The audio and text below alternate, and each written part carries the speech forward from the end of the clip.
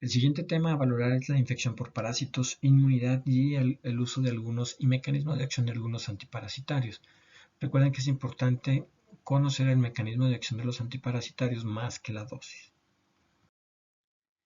Prácticamente las infecciones parasitarias más importantes médicamente las dividimos en las que son formados o generados por protozoos y helmintos. Dentro de los protozoos prácticamente las enfermedades más importantes que vamos a hablar va a ser paludismo y algunas infecciones por protozoo intestinales a nivel de mucosa vaginal principalmente.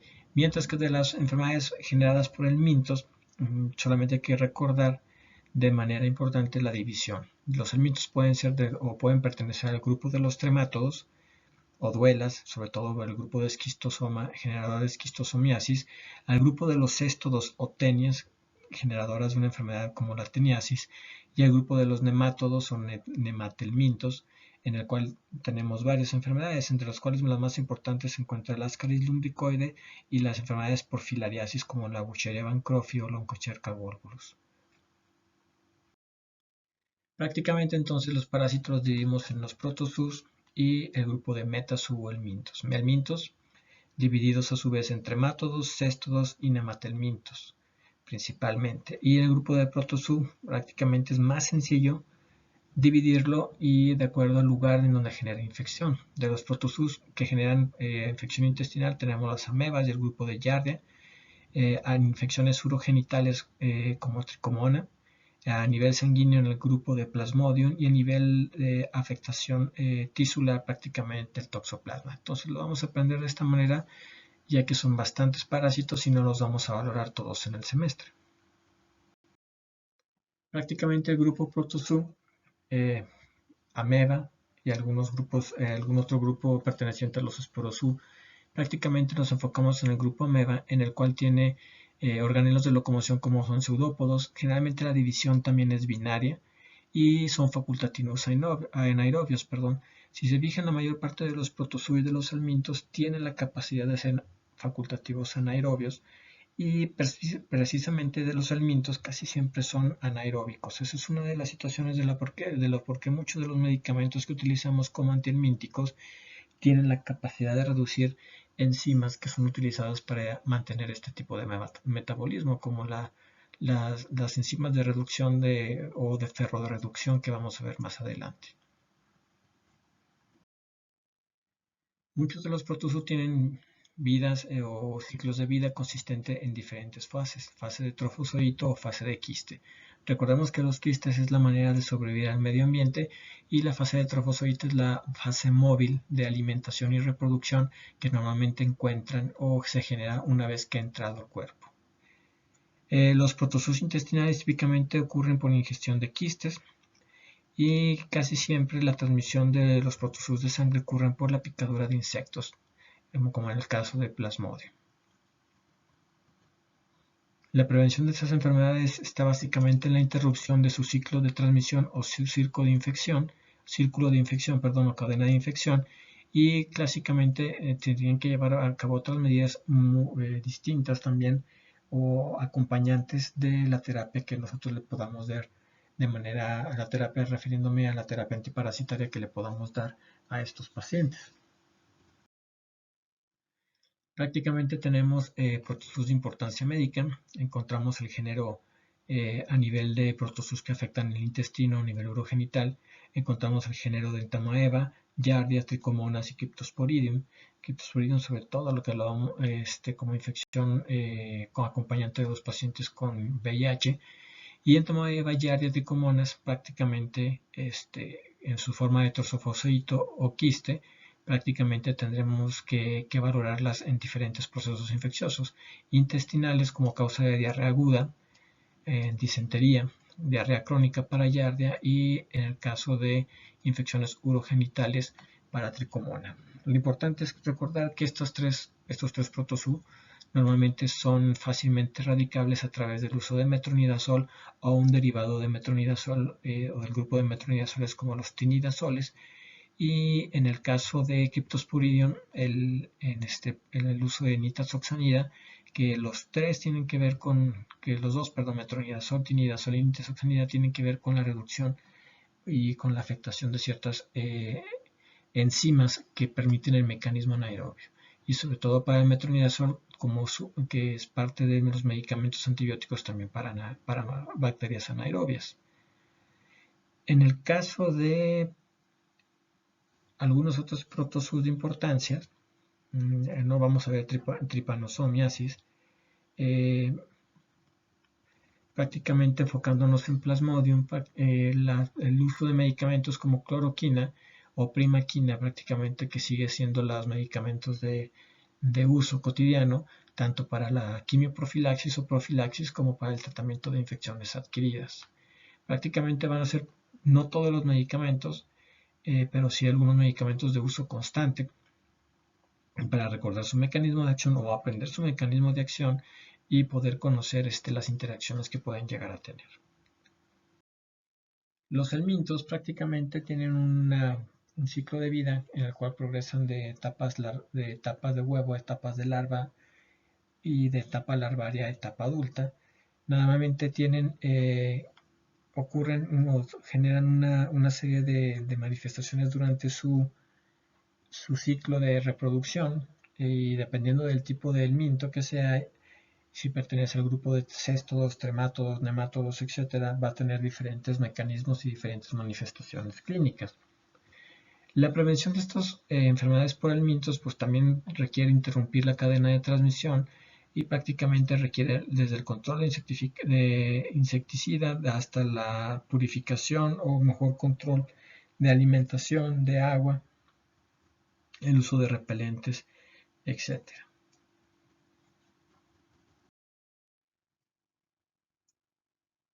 En el caso de los helmintos, nos vamos a enfocar en los tres grupos. Céstodos de importancia médica, pues también prácticamente tenemos al grupo de céstodos, tenemos la Salartenia solium y la Telea saginata.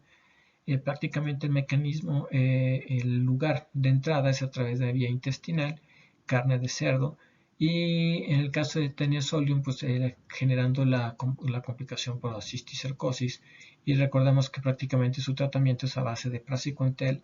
En el caso de cisticercosis, pues básicamente con albendazol o remoción quirúrgica o neuroquirúrgica. Para Tenia saginata, básicamente también el tratamiento es a base de praziquantel. Entonces, si se fijan, para este grupo de los céstodos, albendazol o praziquantel siguen siendo el tratamiento de elección. Para tremátodos, los tremátodos prácticamente establecidos por la presencia de los esquistosomas, el tratamiento de elección también sigue siendo praziquantel. Entonces, realmente no hay muchos antiparasitarios, casi el mismo parasitario es capaz de pegar a la mayor parte de los demás elementos o conformadores del grupo de tremátodos, por ejemplo. En el caso de los céstodos, pues como ya vimos, gran parte de los céstodos de importancia más frecuentes también responden a praziquantel o albendazol. En el caso de los nemátodos, como Enterobius vermicularis, Trichuris trichuria, Ascaris, prácticamente el tratamiento está dado a través del uso de albendazol, mebendazol, ivermectina o pamoato de pirantel. Realmente el otro grupo, Trichinella, Strongyloides, realmente el uso de ivermectina que vamos a ver y que está en boga por el uso actual en el caso de infección por COVID-19, realmente veremos algunas situaciones y recordaremos el mecanismo de acción de la ivermectina. Pero si se fijan realmente albendazol, mebendazol, metronidazol, tinidazol, secnidazol, algunos antiamebicidas de origen o que se encuentran a nivel intestinal, prácticamente son medicamentos que son muy repetitivos y que hay que estudiar y conocer su mecanismo de acción. En el caso de otros nemátodos, las filariasis, prácticamente el uso de etilcarbamazina o ivermectina es el uso constante. La fisiopatología de la infección por parásitos obliga a que conozcamos los 4 pasos para generar este tipo de infecciones. Los 4 pasos tanto involucran ya sea para protozoos o para helmintos y prácticamente tenemos lo muy parecido a los otros organismos que hemos visto.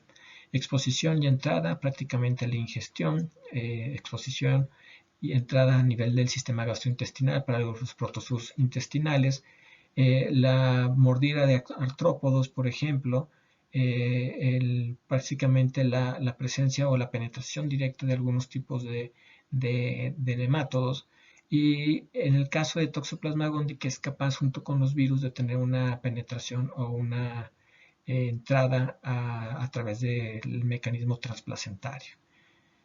En el segundo caso, una vez que llega el parásito, genera adherencia y replicación. Y el Plasmodium, pues ya sabemos que se va a replicar a nivel de los eritrocitos. En el caso de Giardia, prácticamente a nivel del epitelio de duodenal y yeyunal, junto con entomóeba histolítica, pero principalmente entomóeba le va a gustar el epitelio colónico. Para los tripanosomas, fibroblastos, para la leishmania, que es una infección que recuerdo que era algo difícil de entender cuando llevamos parásito, prácticamente ellos generan una adherencia y una replicación a través de los propios macrófagos específicamente. Una vez que entra, que se adherió, que inició su replicación en un grupo de estas células, prácticamente ya sea con su forma de replicación, tenemos la tercera fase, que es la fase de daño tisular y celular por el parásito. Tenemos desde la producción de productos tóxicos del parásito, enzimas hidrolíticas, colagenasa, elastasa, muy parecidas a las bacterias, la presencia de ionóforos o de amibidas que sirven para captar algunos alimentos y sobre todo hierro, por ejemplo, para entomóeba histolítica, la producción de endotoxinas para algunos casos de tripanomiasis y los catabolitos del grupo sindoles para los mismos tripanosomas. El otro daño o la otra manera, aparte de producir elementos tóxicos o sustancias tóxicas, es el daño a nivel tisular mecánico a través del bloqueo de órganos, sobre todo en este caso para los helmintos, y la producción de atrofia para algunos helmintos que pertenecen al grupo de filarias en el tejido en el cual están generando la infección, y la migración a través de tejidos, que es la forma larvada de los helmintos, que es lo que más puede generar daño tisular a través de su migración. Prácticamente el siguiente punto de daño es una vez que trato de eliminarlos o genero una respuesta inmunológica, que son las características de la inmunopatología. Prácticamente voy a tener respuestas ante la infección parasitaria. Prácticamente esas respuestas pueden cambiar y hacerse patológicas o inmunopatológicas, cambiando una respuesta de hipersensibilidad, una respuesta de autoinmunidad, una respuesta de enteropatías perdedoras de proteínas, para el caso de los protozoos que viven dentro del intestino, sobre todo intestino delgado, o en algunos casos algunos tipos de helmintos, y cambios metaplásicos para sobre todo las infecciones a nivel hepático. Por último, todos los cambios inflamatorios, desde la entrada, replicación, llegada, el daño tisular y celular por el parásito, van a generar los cambios inflamatorios y las respuestas de hipersensibilidad o las respuestas inmunopatológicas. Una de las características de las infecciones por parásitos es que generan las reacciones de Artus o las reacciones de hipersensibilidad. Prácticamente es una de las características. Una de las principales más generadas es la tipo 1 anafiláctico, por el hecho de generar las infecciones por helmintos, eosinofilia y mayor producción de inmunoglobulina E. Pero también se generan las otras respuestas, prácticamente la respuesta tipo 2 citotóxica y la respuesta tipo 3 de inmunocomplejos para malaria y quistosomiasis y trypanosomiasis son bastante frecuentes. Y prácticamente la tipo 4 de inmunidad tardía o retardada también se llega a ver en algunos casos de leishmaniasis y trypanosomiasis. Entonces, si se fijan, prácticamente el daño por infección parasitaria tiene también que ver mucho con el daño que yo genero a través de mi respuesta inmunológica, generando daño por inmunopatología y reacciones de hipersensibilidad. La respuesta inmunológica para infecciones parasitarias está dada a través de la hiperproducción de interleucina 4 y es una respuesta mediada por TH2 y el sistema GAT3. Prácticamente existe la liberación de múltiples citocinas, en este caso de interleucinas, entre las cuales la más importante es la interleucina 5, en la cual desvía y genera la maduración de eosinófilos. La otra respuesta también está dada por el cambio de isotipo a cambio IgE principalmente, y activación alternativa de macrófagos por interleucina 4 y interleucina 13. Esta respuesta de TH2 está dada casi siempre para el mintos, mientras que la respuesta para los protozoos intracelulares se va acompañada al lado izquierdo de la respuesta para infecciones intracelulares o TH1 a través de la hiperproducción de interferón gamma. Entonces, es importante porque esta respuesta, dependiendo del tipo de agente infeccioso, es donde se va a dar. Para el mintos es TH2 y para protozoos intracelulares como Plasmodium prácticamente sería TH1. Para TH2 también la respuesta involucra la respuesta para los helminthiasis intestinales. Perdón, para los protozoos intestinales. Recordando que la respuesta TH2 pertenece a las respuestas antiinflamatorias reguladas por la interleucina 4 y la interleucina 10 y la TH1 para los microorganismos intracelulares es una respuesta proinflamatoria. Entonces, la respuesta inmune frente a parásitos señala lo siguiente. Tenemos una respuesta innata. Normalmente la respuesta innata es amplia, es vigorosa, pero frecuentemente inefectiva, incapaz de generar un medio estéril. Se viene una respuesta adaptativa que es la respuesta celular y prácticamente la respuesta adaptativa celular generada o guiada por linfocitos TCD8 es una parte importante de la respuesta contra la infección de protozoos. Principalmente, en general, la infección de protozoos principalmente para toxoplasmosis, para plasmodium en el caso de malaria, para enfermedades de Chaga y leishmaniasis. Y la respuesta humoral junto con eosinofilia y con el cambio y generación de interleucina 23, como habíamos visto, es para la mayor parte de los helmintos y algunos tipos de esquistosomiasis en particular. Y prácticamente en este caso la célula específica para hacerse cargo de los helmintos prácticamente sería el eosinófilo. Las infecciones por nemátodos, como algunas variedades del grupo de nemátodos, como son la triquinela, anquilostoma, el necator americanos, strongyloides, inician habitualmente y están en íntima asociación con el tejido intestinal y forma parte del ciclo de vida de estos bichos. Prácticamente la expansión clonal que ocurre de linfocitos T y B a nivel de las placas de Peyer, por ejemplo, son las encargadas de mantener la actividad y la respuesta inmunológica a este nivel. Pero como vamos a ver, prácticamente aquellos organismos que se encuentran dentro del intestino son los más difíciles de erradicar porque es una respuesta no completa, ya que no pueden alcanzar o no se puede formar mayor cantidad de anticuerpos o los anticuerpos no pueden alcanzar la luz intestinal a excepción de que sean IgA y prácticamente las IgE, IgGs o IgMs que se pudieran producir prácticamente no tocan a los parásitos intestinales. Prácticamente entonces tenemos una inmunidad no esterilizante, esa respuesta vigorosa de la que hablaba como respuesta innata, y la respuesta inmune evita la enfermedad pero no logra destruir todos los parásitos. Para los protozoos entonces una respuesta mediada por TH1 y para los helmintos una respuesta mediada por TH2. Prácticamente cada uno de los, ya sea protozoos y cada uno de los helmintos, pues tienen sus PAMs y son reconocidos por los PRR de las células inmunológicas y genera una respuesta TH1 o TH2. Prácticamente, como todas las respuestas, tiene que tener o puede generarse también una respuesta T reguladora, una TH17 proinflamatoria, pero prácticamente para nosotros TH1 y TH2 serán las respuestas que debemos de aprender. Así tenemos lo siguiente. En el caso de los helmintos, la respuesta TH2 con la hiperproducción de interleucina 4, interleucina 13, si se fijan aparte la interleucina 5 tiene la capacidad de inducir la presencia de mayor cantidad de eosinófilos, algunos y de sus mediadores propiamente, y la interleucina 4 y la interleucina 13, tienen la respuesta o la capacidad de generar contracción del músculo liso, mayor producción de moco por células caliciformes a nivel gastrointestinal, a nivel respiratorio, inducen la presencia de IgE cambian el switch o hacen el switcheo de IgM o IgG a IgE, prácticamente los linfocitos B, y generan actividad de incremento de fibroblastos y producción de colágena, que es una de las características de estas infecciones de generar fibrosis.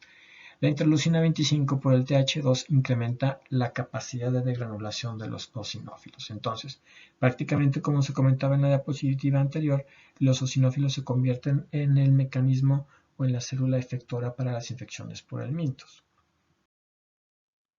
En esta imagen prácticamente vemos el efecto de las interleucinas liberadas por la respuesta TH2 contra parásitos helmintos, el incremento de la integridad o del intercambio o recambio celular a nivel del epitelio intestinal por la presencia de larvas, la hiperplasia de células de Glovet y mayor producción de moco, que lleva mucho a la aparición de estas diarreas características no tan patológicas al momento de tener un proceso infeccioso por helmintos intestinales, e incremento de la contractilidad muscular que ya vimos que también es mediado a través de las interleucina 23 y la interleucina 4.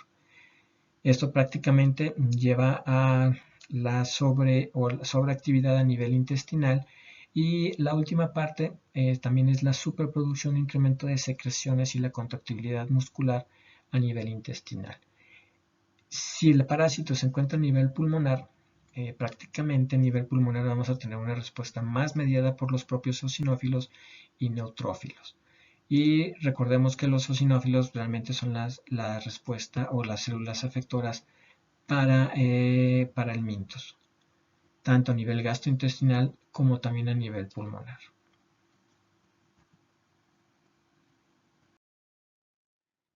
Entonces tenemos diferentes mecanismos, tenemos también una respuesta de anticuerpos, en este caso los anticuerpos formados, aparte de ser IgEs, también tenemos anticuerpos IgMs e IgGs, y prácticamente tenemos lesión directa de los protozoos por formación de anticuerpos y actividad del complemento, complejo ataque a la membrana. Tenemos también evitar la diseminación y la neutralización de los puntos de unión, por ejemplo, de Plasmodium, para evitar su entrada a los eritrocitos o ser neutralizados antes de entrar. Tenemos lo que es la potenciación de fagocitosis por parte de los propios anticuerpos y la citotoxicidad celular dependiente de anticuerpos que permiten que los neutrófilos y los macrófagos sean capaces de destruir más ampliamente, en este caso, tanto protozoos como helmintos. Entonces, prácticamente es una respuesta inmunológica generada por anticuerpos muy parecidas a las respuestas por bacterias en este sentido. La única situación que ocurre es que, tenemos los anticuerpos, en la imagen allá abajito en el número 1, 2, prácticamente los anticuerpos son capaces de estimular a los neutrófilos y los macrófagos para generar la citotoxicidad mediada por células, pero prácticamente el eosinófilo es el que va a ser el que generará más daño en el parásito. El parásito aquí demostrado o generado a través de una cutícula o parte de su forma externa, de sus paredes externas, en el caso de los helmintos, que se llama esquistosómula, y prácticamente el eosinófilo, mediado a través de la unión o favoreciendo su actividad a través de que se hayan unido anticuerpos IgE en el parásito, libera la sustancia que se llama proteína básica principal, el MVP, que realmente es la que genera mayor especies reactivas de oxígeno para generar la destrucción y la muerte celular de manera mucho más eficaz. Los mastocitos prácticamente liberan o degranulan también esta serie de sustancias y sobre todo la proteína básica, y generalmente por eso se menciona que estas son las células en las cuales para la respuesta de helmintos son las respuestas más adecuadas. Entonces, respuesta para TH1, para organismos intracelulares protozoos, linfocitos CD8, casi siempre. Respuesta TH2, en este caso para organismos extracelulares, principalmente helmintos, mediado por interleucina 4, interleucina 5 y actividad de eosinófilos. Normalmente la característica de las respuestas de tipo TH2 generan granulomatosis y generan fibrosis asociada. Las IgE cubren el parásito, el neutrófilo se une, se degranula, y en este caso la interleucina 4 sirve para aumentar el perisaltismo, como vimos, y para generar la expulsión de helmintos del género de nemátodos, tremátodos o céstodos, por ejemplo, a nivel intestinal. Los mecanismos para evitar la respuesta inmune por los parásitos son varios, dependiendo del tipo de parásito. Básicamente tenemos variación antigénica, respuesta molecular o más que nada la capacidad de poder mimetizar algunos de los antígenos propiamente del hueso para evitar ser reconocidos, que principalmente lo tiene el plasmodium, los trypanosomas, y la localización intracelular para algunos tipos de protozoos que también son una manera habitual para poder evitar la respuesta inmunológica. Casi la supresión de la respuesta por linfocitos B o linfocitos B por los parásitos, principalmente lo vemos con el plasmodium y el trypanosomiasis, y la forma más importante para evitar la respuesta inmune en el caso de los parásitos intestinales es su formas enquistadas o prácticamente estar dentro del intestino, ya que son más difícil que las respuestas inmunológicas sean de manera adecuada.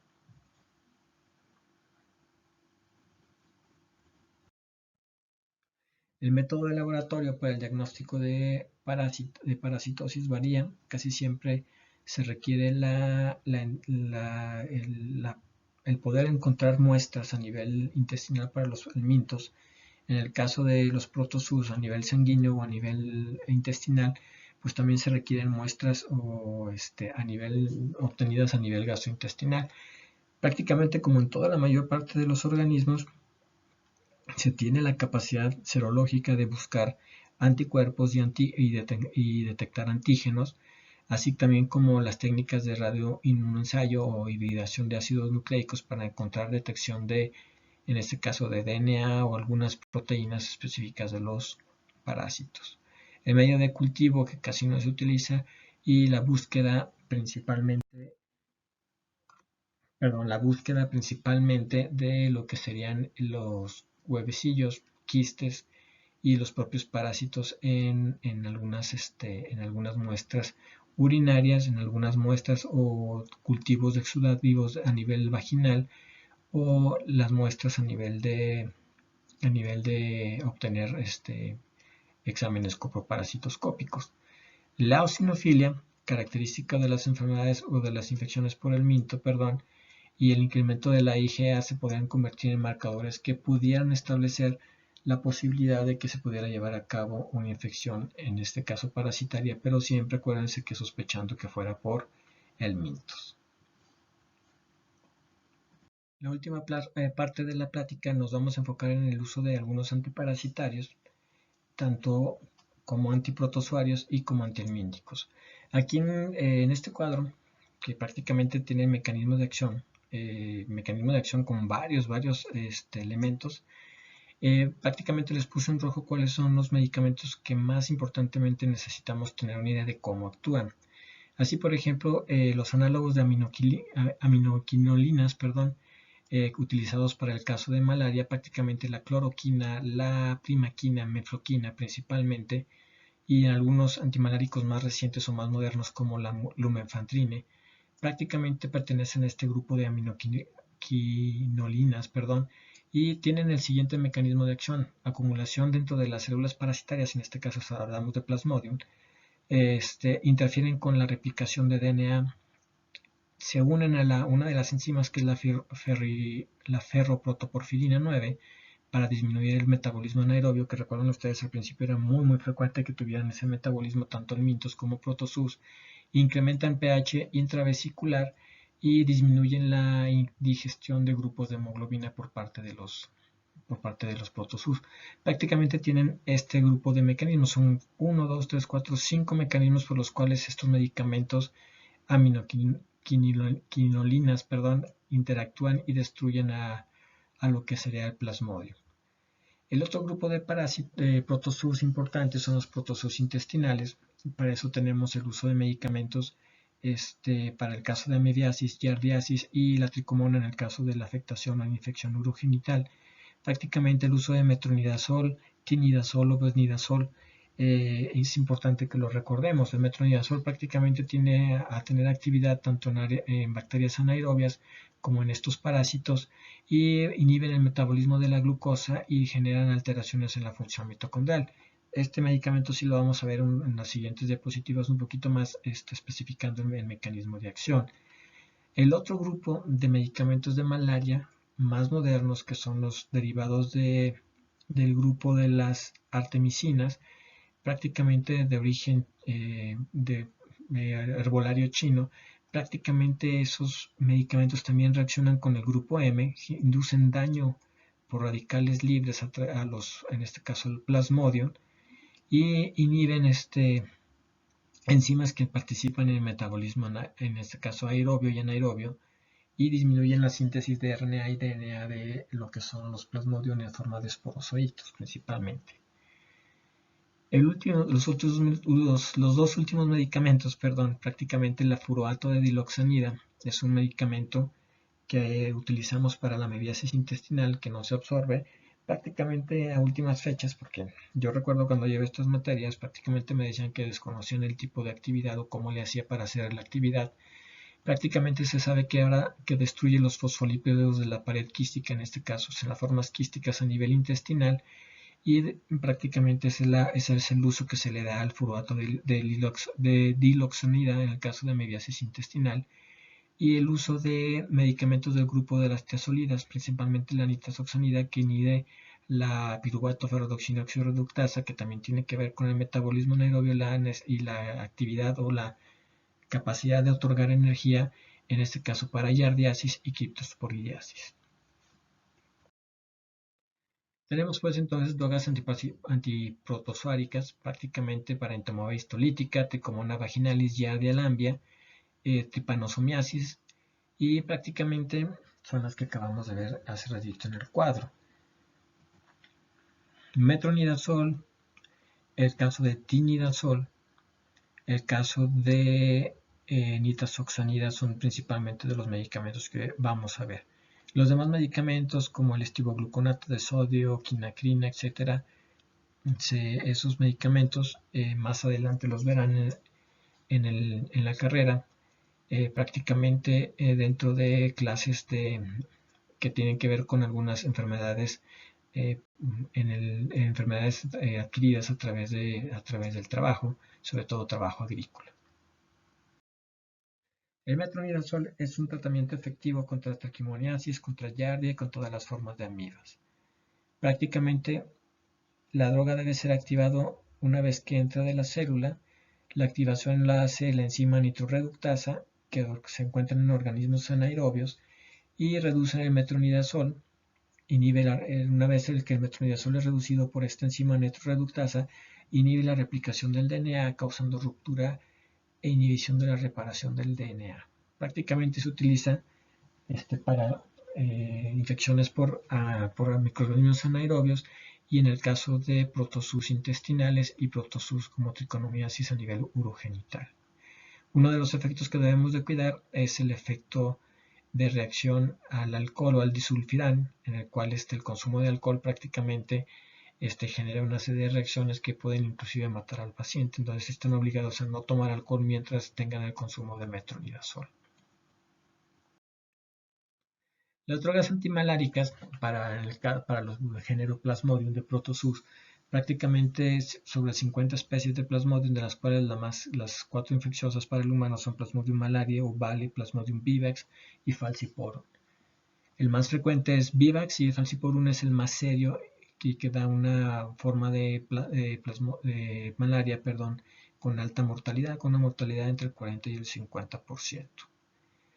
Normalmente hay que entender, como dice ahí el cuadrito, que tenemos una fase eritrocítica, una fase sexual eritrocítica en la cual es la que se adquiere el mosquito y vuelve a picar a otra persona y vuelve a generar este proceso infeccioso, y una fase a nivel hepático o una fase latente hepática. Plasmodium vivax y Plasmodium ovale pueden persistir en el hígado y normalmente son los que pueden tener recaídas después de un tratamiento. Prácticamente, normalmente los síntomas más importantes, la fiebre terciaria o cuaternaria, es formada por la fase eritrocítica del parásito, y normalmente se les llama a las drogas antiparasitarias que disminuyen esta fase como fases o agentes esquizonticidas, y normalmente el tratamiento de elección es la cloroquina, que es la droga como les dije, de elección vía oral. Solamente, y la cloroquina también lo veremos en otro tema, en el caso de medicina del viajero, utilizada como profilaxis para los viajeros que van a zonas endémicas en donde existen infecciones por malaria. siempre y cuando la zona endémica no tenga tanta resistencia al uso de cloroquina. Los otros medicamentos, aparte de la cloroquina, es la primaquina, mefloquina y pirimetamina, así como la hidroxicloroquina. Prácticamente la hidroxicloroquina, que es una sal derivada de la cloroquina, que también tiene su utilidad en enfermedades inmunológicas como en el caso del lupus eritematoso y principalmente en el lupus eritematoso, prácticamente son medicamentos que tienen actividades muy similares. La primaquina, es importante que lo recuerden, es efectiva en contra de las formas hepáticas o formas exoeritrocíticas y mata principalmente a los gametocitos. La primaquina es usada también como profilaxis de prevención de recaída y solamente hay que recordar que la primaquina puede causar crisis de anemias hemolíticas en aquellas personas con deficiencia de 6-glucosa 6-fosfato deshidrogenasa. Prácticamente el mecanismo de acción, hay que regresar al cuadrito azul para recordar el mecanismo de acción de la cloroquina, primaquina y la hidroxicloroquina, por ejemplo. Prácticamente ese cuadrito azul se convierte en lo que ustedes van a revisar porque es motivo y pregunta de examen. De los agentes antihelmínticos, otro de los agentes importantes que debemos recordar son aquellos medicamentos que vamos a utilizar más frecuentemente, que habíamos quedado que era el praziquantel, ivermectina, el pamoato de pirantel, el mebendazol, el albendazol o el tiabendazol. El grupo de mebendazol, tiabendazol y albendazol prácticamente inhiben la fumarato reductasa, inhiben el transporte de glucosa, generan alteraciones microtubulares para el movimiento en este caso, de algunos helmintos, sobre todo nemátodos y cestodos. Pamoato de pirantel bloquea o tiene una acción de bloqueo neuromuscular, también inhibe la fumarato reductasa, acuérdense que son enzimas que actúan o generan metabolismo anaeróbico. Para la ivermectina, el bloqueo también es neuromuscular, con hiperpolarización del nervio de células musculares y normalmente inhibe la reproducción de filarias. Entonces está indicada para la mayor parte de las infecciones de filarias y en algunos casos para ascaris y en algunos casos también para escabiasis. Praziquantel prácticamente es un agonista del calcio, genera una contracción tetánica muscular, genera disrupción del tegmento o de la capa más externa de estos helmintos y prácticamente favorece la respuesta inmunológica sobre estos bichos para poder ser atacados. Si se fijan, también traté de ponerle los medicamentos que me interesa que recordemos y que aprendamos su mecanismo de acción, que son principalmente dirigidos contra helmintos. Si recuerdan de los primeros cuadros que veíamos, el praziquantel era un medicamento principalmente para el uso de céstodos y tremátodos y algunos tipos de nemátodos. Entonces, importante que ustedes recuerden que la mayor parte de los helmintos necesitan o dependen de tres funciones: coordinación neuromuscular, producción de energía, casi siempre es facultativos y casi siempre son más anaerobios, y la integridad microtubular. Si se fijan, generalmente los mecanismos de acción de los medicamentos que vimos interfieren con una de estas tres funciones. Las drogas, pues, como el praziquantel, que generan o sean bloqueadores neuromusculares, el albendazol o mebendazol, el pamoato de pirantel, prácticamente tienen que ver con estas tres funciones. El praziquantel principalmente principalmente una droga de elección antiparasitaria para tremátodos, prácticamente genera su actividad generando el bloqueo neuromuscular y inhibiendo lo que es la fumarato reductasa. Normalmente lo que encontramos con el praziquantel es lo siguiente: el praziquantel genera una contracción o una contractura induciendo el influjo de calcio, que es importante ver para entender ese mecanismo es importante ver esta diapositiva. Y al momento que se genera el influjo de calcio, genera cambios en el tegumento del esquistosoma, prácticamente genera la apariencia o la aparición de una serie de estructuras como balones, como dice ahí, o como hoyos, y eso permite la vulnerabilidad por parte del sistema inmunológico al encontrar estos cambios. Prácticamente se lleva a generar una respuesta, se acoplan los anticuerpos y se genera una respuesta una respuesta de actividad celular mediada por anticuerpos. Ese sería el mecanismo del praziquantel, ampliamente usado para múltiples infecciones por céstodos, tremátodos y algunos nemátodos. Albendazol, mebendazol o pamoato de pirantel. Prácticamente el albendazol y mebendazol inhiben la polimerización de la tubulina, que acuérdense que es una de las tres funciones básicas que debe de mantener un elemento para sobrevivir. Y estas drogas, al unirse a la beta-tubulina e inhibir su polimerización, generan disminución de la motilidad y la replicación y prácticamente permite que la respuesta inmunológica pueda llegar, ¿sí? Se absorbe muy poco a nivel gastrointestinal y prácticamente esa sería la situación. Lo malo es que para una actividad adecuada requiere más que nada la presencia o que en este caso el alimento haya quedado hacia la luz, pegadito a la luz de la pared, en este caso a nivel de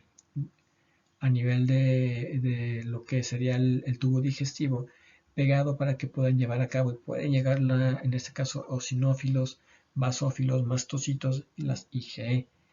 Por su parte, el palmato de pirantel habitualmente causa parálisis mediada por otros mecanismos diferentes al praziquantel y prácticamente, si se fijan, casi todo es paralizar o inducir polimerización de tubulinas para disminuir su motilidad, para que también puedan ser expulsados a través del incremento del movimiento intestinal generado por la interleucina 23 y la interleucina 4.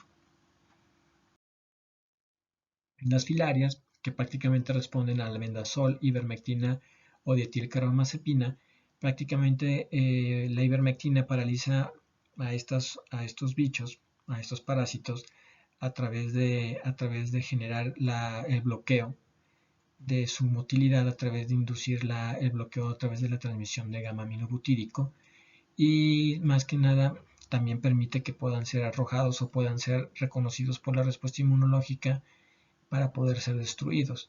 La ivermectina paraliza prácticamente el músculo y genera que sea más fácil. Nada más, si ustedes recuerdan también en el caso de parásito, prácticamente también muchas veces se requería un tratamiento quirúrgico para evacuar la cantidad de filarias que puedan tener en algunos de los tejidos, sobre todo a nivel cutáneo. Y la dietilcarbamazepina, esta prácticamente también cambia la superficie de la filaria para que sea más fácil y susceptible de fagocitosis. Muy parecido al praziquantel. Prácticamente es un recordatorio muy rápido de cómo funcionan algunos antiparasitarios. Traté de poner prácticamente esos antiparasitarios que más utilizamos porque hay unos antiparasitarios que en su vida vamos a volver a leer. Y prácticamente estos antiparasitarios que traté de hacer más hincapié y que a fuerza se tienen que aprender el mecanismo de acción, sean 2 o 3 mecanismos de acción, son los que más utilizarán dentro de su vida diaria y van a utilizarlo, de mí se acuerdan, bastante en su servicio social.